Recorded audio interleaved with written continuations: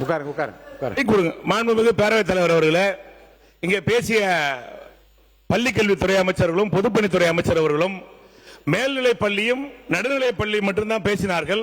ஆனால் சின்னஞ்சிறு குழந்தைகள் படிக்கின்ற தொடக்கப்பள்ளி தான் இவர்கள் குறிப்பிடுகின்ற 6000 விட அதிக எண்ணிக்கையில் கொண்டது. ஆகவே சின்ன குழந்தைகளுடைய பாதுகாப்பு தான் மிக முக்கியம். அதை இவர்கள் ஏன் மறந்து விட்டார்கள் என்று எனக்கு தெரியவில்லை. ஆகவே அதை நினைவில் கொண்டு அதற்கான பதிலை அளிக்குமாறு கேட்டுக்கொள்கிறேன். பள்ளிக்கல்வித்துறை அமைச்சர் அவர்கள். ஐயா பேரவைத் தலைவர் அவர்களே, அவர் சொன்னது மாதிரி இதுல நாங்க அரசியலே பேச வரல. நாங்க அவங்கள குறை சொல்லி இவங்களை குறை சொல்றது 1ஆம் வகுப்பு முதல் 12ஆம் வகுப்பு வரை அந்த ஸ்கூல் கேம்பஸ்குள்ள எந்த குழந்தை வந்தாலும் இது சேஃப்டி சம்பந்த சிலது. சென்னையை பொறுத்த வரைக்கும் கார்பரேஷன் கண்ட்ரோல் சில ஸ்கூல்ஸ் இருக்கு, ஊராட்சி கண்ட்ரோல் சில ஸ்கூல்ஸ் இருக்கு. இப்படி ஒவ்வொரு ஸ்கூலும் ஒவ்வொரு விஷயங்கள்ல பிரியாரிட்டியில இருந்தாலுமே சேஃப்டியை பொறுத்தவரை ஸ்டெபிலிட்டி டெஸ்ட், அந்த பில்டிங் உறுதியா இருக்கா, அந்த பில்டிங் இன்னும் என்ஹான்ஸ் பண்ணலாமா, எப்படி டாய்லெட்டை மெயின்டைன் பண்ணலாம் அப்படிங்கறத அவங்க டெஸ்ட் பண்ணி ஒரு பரிசோதனை செய்து அந்த ஆய்வறிக்கையை கொண்டு வரணும். இதுல தயவு செய்து அரசியல் இதுல கைவிட்டுருங்க. சட்டமன்ற உறுப்பினர்களா நம்ம தொகுதியில் இருக்கக்கூடிய எல்லா பள்ளிகளையும் தான் சேர்த்து தான் சொல்றோம். உறுப்பினர் சிவகுமார் பரவாயில்ல, ஸ்டெபிலிட்டி டெஸ்ட் இருக்கட்டும். உட்காருங்க.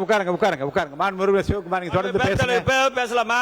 எல்லாம் பேசி முடிச்சாங்களா? பேசலாமா? நீங்க தொடர்ந்து பேசுங்க. எல்லாருக்கும் நன்றி சொல்லியாச்சு, திருப்பி சொல்லணும்னா பள்ளிக்கல்வித்துறை மீது அடியாத செல்வம் என்றால் அது கல்விதான். ஒருவருக்கு கல்வி மட்டும் கொடுத்து விட்டால் போதுமானது, வேற எதையும் வழங்க தேவையில்லை. மற்ற அனைத்தையும் கல்வியை பெற்று தந்துவிடும்.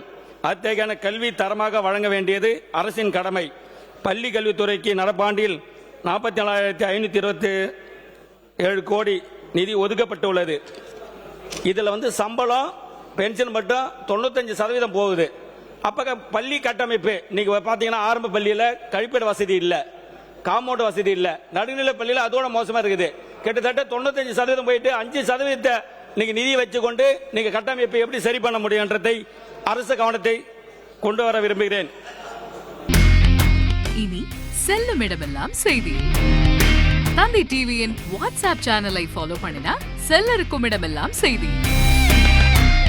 இதோ QR கோட், இப்பவே ஸ்கேன் பண்ணுங்க, ஃபாலோ பண்ணுங்க.